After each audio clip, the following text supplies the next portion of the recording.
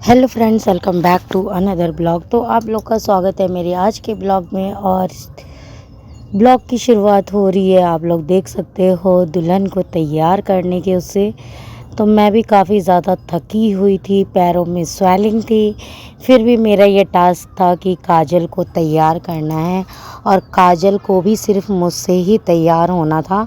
तो यहाँ पे मैं उसे तैयार कर रही थी। बाकी जो भी चीज़ें हैं घर में पूरी फैली हुई थी कि मैं काजल को अपने घर लेके आ गई थी। और यहाँ पे मेरे पास हेयर ड्रायर था, कर्लिंग थी, क्रिम्पिंग मशीन थी, सारी चीज़ें थी जिसके थ्रू मैंने यूज़ करके उसे तैयार करा। और वहाँ पे मुझे फ़ोटो लेने का मौका नहीं मिला। उसके बाद काजल अपने घर आ गई थी और यहाँ पे किसी ने भी उसकी वीडियो ले ली थी, तो वो मेरे पास आ गई, तो वो मैंने इसमें डाल दी है। उसके बाद देख सकते हो कि हम सब लोग गए थे स्टेज पे काजल को लेके। और यहाँ पे काजल के साथ साथ मैं, हिना, चिकू और भी बहुत सारी जो काजल के कज़न्स वगैरह थे वो भी थे, क्योंकि सब छोटे छोटे बच्चे थे। मैं वैसे जाना तो नहीं चाहती थी, बट यहाँ पे कुछ कुछ चीज़ें जो होती है ना स्टेज पे, वो सारी चीज़ें करनी थी। तो यहाँ पे देख सकते हो कि मैं दूल्हे के पॉकेट से कुछ निकाल रही हूँ। तो यहाँ पे मैं निकाल रही हूँ रिंग, क्योंकि हम लोग यहाँ पे आए थे ना, तो जयमाला तो होनी थी, बट मैंने किसी से पूछा कि रिंग भी सब लोगों ने ले रखी थी, तो रिंग भी यहीं पे पहनानी थी। तो क्योंकि रिंग सेरेमनी अलग से नहीं हुई थी, इसलिए यहाँ पे दूल्हा रिंग लेके आया हुआ था। और काजल की तरफ से भी रिंग थी जो कि उसकी मम्मी ने ले रखी थी, तो वो मैं लेके आ गई थी। लेकिन मैंने सोचा सिर्फ एक तरफ से पहनाना अच्छा नहीं लगेगा, तो मैंने सोचा क्यों ना मैं पूछ लूँ। तो जो दूल्हा है उससे मैंने पूछा कि आप भी रिंग लेके आए हो क्या? तो उसने बोला हाँ पॉकेट में है। तो मैंने निकाला और उसके बाद प्लेट में मैंने उसे रखा, क्योंकि एक ही प्लेट हम लोग लेके गए थे जो कि काफ़ी बड़ा था, उसके अंदर थी वरमाला। तो उसे हमने निकाल के उस प्लेट में, वहाँ पे फ़ोटो शूट भी हुआ और रिंग की फ़ोटो भी ली गई। और ये सारी चीज़ें बीच में देख रहे हो, कैमरा मैन आ रहा है। और ये भी फ़ोटो मेरे पास नहीं थी, पता नहीं मैंने किसी को मतलब ऐसे ही बोल रखा था रैंडमली कि जिसके फ़ोन में फ़ोटो है, वीडियोज़ है, तो मेरे पास धीरे धीरे आ रही हैं, तो वो मैं इसमें डाल रही हूँ क्लिप्स में। क्योंकि आप लोग देख सकते हो, क्योंकि ना फ़ोटो का जो एंगल है ना, वो मैंने नहीं लिया है, नहीं तो मैं लेती तो मेरा एक अलग ही होता। और ईशू ने भी नहीं लिया था, अगर वो भी लेता तो उसे पता था कि मम्मा ब्लॉग में डालेगी, तो ऐसे नहीं लेता। लेकिन ईशू बिल्कुल भी नहीं ले रहा था, क्योंकि वो कहीं जाता है तो उसे बस इंजॉय करना होता है, अपनी फ़ोटो वगैरह लेता है और कुछ नहीं। तो ये फ़ोटो मेरे पास आ गई थी। यहाँ पे काजल ने और दूल्हे ने, दूल्हे का नाम है विकास, उसने भी मतलब रिंग पहनाया, रिंग सेरेमनी हुई। और यहाँ पे जब बाराती लोग यहाँ पे जब पैसे की बारिश करने लगे ना, तो काफ़ी ज़्यादा स्टेज पे भीड़ हो गई, क्योंकि छोटे छोटे जो बच्चे थे वो स्टेज पे चढ़ने लग गए थे, पैसे लूटने लग गए थे। तो हम लोग काफ़ी मना कर रहे थे कि अभी नहीं, थोड़ा रुक जाओ।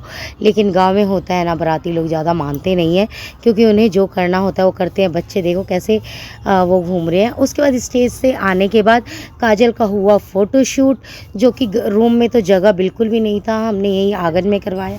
उसके बाद शादी स्टार्ट हो गई थी, तो मैंने ईशू को बोला था कि यहाँ वाली प्लीज़ फ़ोटो वीडियोस ले लियो, क्योंकि यहाँ पे मैं थी और मैंने ही काजल का जो एक दो रस्म होती है ना, बट फ्राई की, और क्या होता है इस जगह, वही होता है बुआ का एक, और कुछ कुछ चीज़ें मैं ही काजल को लेके आ रही थी। और दोबारा भी मैंने ही उसे तैयार किया था साड़ी में, क्योंकि मुझे ये था कि नहीं यार, लहंगे में तो वो जयमाला हो गई, लेकिन जो अपना ट्रेडिशन होता है ना, वो साड़ी वाला लुक आना चाहिए था।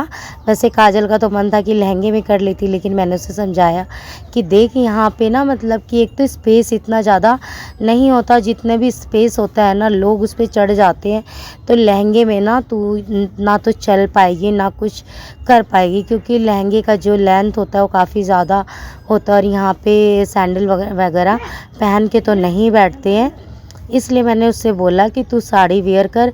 उसका जो ब्लाउज़ था वो भी स्टिच मतलब था, रेडीमेड था, तो उसे मैंने पिन अप कर दिया क्योंकि उसने फिटिंग वगैरह कराया नहीं था। और मैं ही चीज़ें इसमें बोल रही हूँ क्योंकि मैंने उसे लग रहा था कि दीदी मैं कैसे तैयार होंगी, मैं नहीं पहन पाऊँगी। लेकिन फिर भी मैंने बोला कि यार मैं हूँ ना, तो तुझे चिंता करने की ज़रूरत नहीं है, कुछ भी चीज़ें ना हो फिर भी मैं तेरे को बहुत अच्छे से कर दूँगी।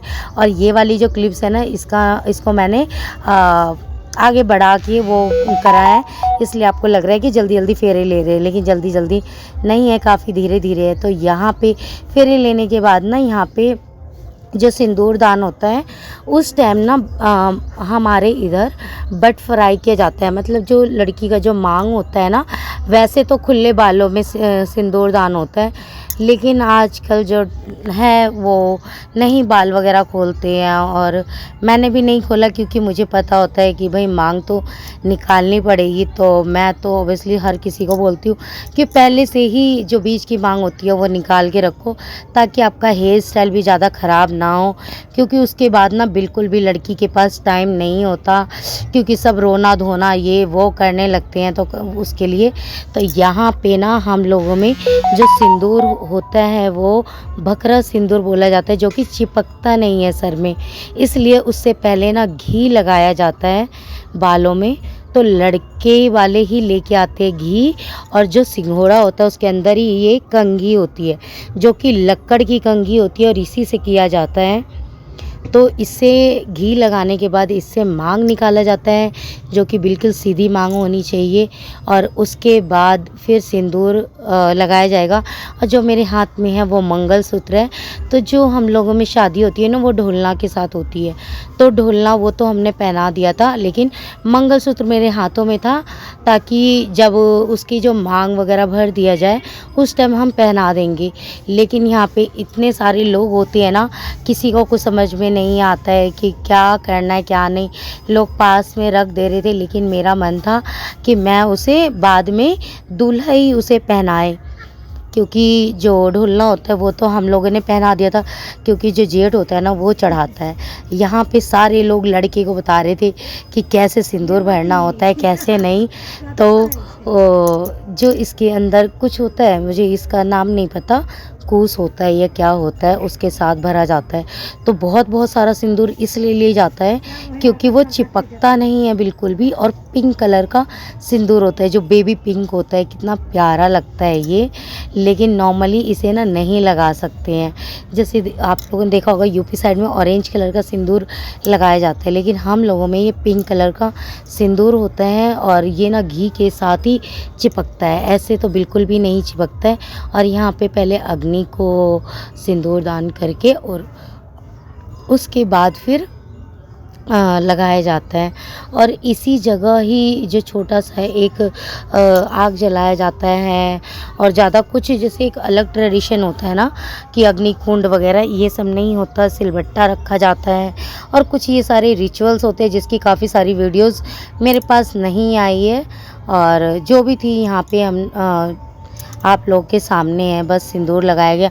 अब बहुत मुश्किल हो रहा था फ़ोटो लेने में भी, क्योंकि स्पेस नहीं था और कैमरामैन को भी फ़ोटो लेनी थी। और मैंने ईशू को भी बोला था कि प्लीज़ यहाँ पे तो ज़रूर ले लियो, तो ईशू ने यहाँ पे लिया था। और उसके बाद जैसे कि 4-5 बार उससे मांग भरा, उसके बाद फिर किसी ने बोला कि हाथ से भी करो, तो वो भी किया गया। और फिर मौसी को बुलाया कि भाई जब सिंदूर लगता है ना, कोई ना कभी उसके मुंह से कपड़ा हटा दे रहे थे या कुछ भी, लेकिन जो ट्रेडिशन है जब लड़की को सिंदूर लगता है तो कोई भी कुंवारे लड़कियां वहाँ पे नहीं होनी चाहिए। और जो माँ होती है ना, अपने पल्ले से उसका मुंह ढकती है, और जो सिंदूर गिरता है ना वो माँ के आंचल में ही गिरता है, नीचे नहीं गिरना चाहिए। लेकिन कोई लोग कुछ बोल रहा है, कोई कुछ बोल रहा है, तो मौसी भी इतना नहीं समझ पा रही थी। और जब किसी घर में शादी हो तो हर किसी को बात माननी होती है। और उसके बाद काजल जब विदा हो गई थी, उसकी कोई भी वीडियो फ़ोटो नहीं थी, ये उसके ससुराल की एक फ़ोटो आई थी मेरे पास, तो वो भी मैंने इसमें डाल दी है। आप लोग बताना कि कैसी लग रही है। वीडियो अच्छी लगी है तो प्लीज़ चैनल को सब्सक्राइब कर देना, वीडियो को लाइक कर देना। तो बाय बाय गाइज़।